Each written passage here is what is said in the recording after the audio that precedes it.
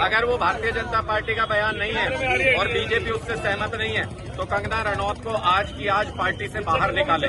ऐसा नहीं चलेगा कि आप किसानों के ऊपर अत्याचार करते रहोगे, किसानों को बदनाम करते रहोगे और आपके नेता खुलेआम किसानों को गाली देते रहेंगे।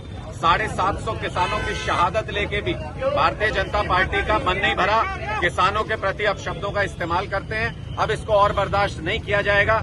किसानों का ये अपमान नहीं सहेगा हिंदुस्तान। अगर कंगना रनौत इस तरीके का बयान देती है और बीजेपी इससे सहमत नहीं है, आज की आज कंगना रनौत को सस्पेंड करें पार्टी से। फिर वो ऐसा नहीं हो सकता, पार्टी की सांसद भी बनी रहे, पार्टी की नेता भी बनी रहे और बीजेपी उससे पल्ला भी झाड़ ले। दो भी और चुपड़ी भी ऐसा हरियाणा के अंदर ये कहते हैं कि ऐसा चलेगा नहीं।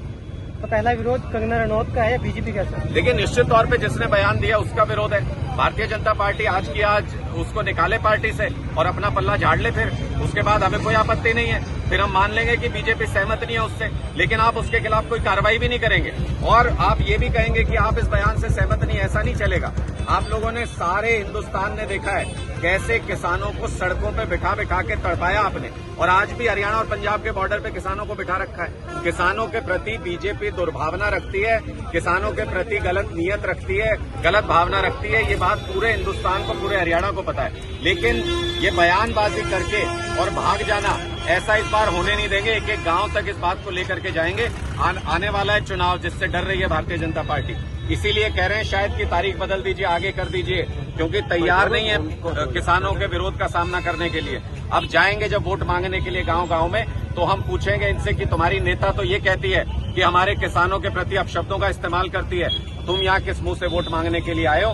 ये साफ सवाल गांव के लोग, किसान इनसे पूछेंगे। आजाद समाज पार्टी और जेजेपी का गठबंधन होने जा रहा है, तो कैसे देखते हैं? देखिए, मुझे लगता है कि चंद्रशेखर जी का एक उभरता हुआ नेतृत्व था और एक डूबते हुए जहाज में सवार हो गए।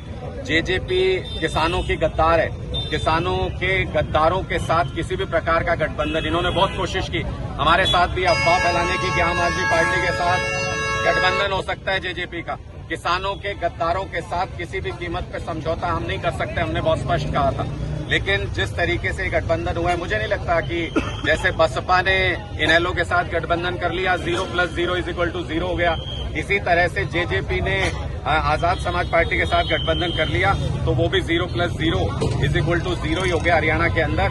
हरियाणा के लोग इनेलो, जेजेपी, चौटाला परिवार को किसी हालत में वोट करना नहीं चाहते। ये बीजेपी की ही बी टीम है, बीजेपी के दलाल है ये सब। क्या लगाया जा रहा है कि आम आदमी पार्टी और कांग्रेस से गठबंधन हो सकता है? देखिए, 90 की 90 विधानसभा सीटों पर आम आदमी पार्टी अपने दम पर मजबूती से तैयारी कर रही है। 90 की 90 सीटों पर चुनाव लड़के हरियाणा के अंदर पूरे बहुमत की सरकार आम आदमी पार्टी बनाए। गठबंधन हो सकता है, नहीं हो सकता? मैंने बहुत स्पष्ट तौर पे ये कहा, जब हम 90 की 90 सीटों पर चुनाव लड़ रहे हैं तो कहाँ गुंजाइश रह गई फिर उसके बाद?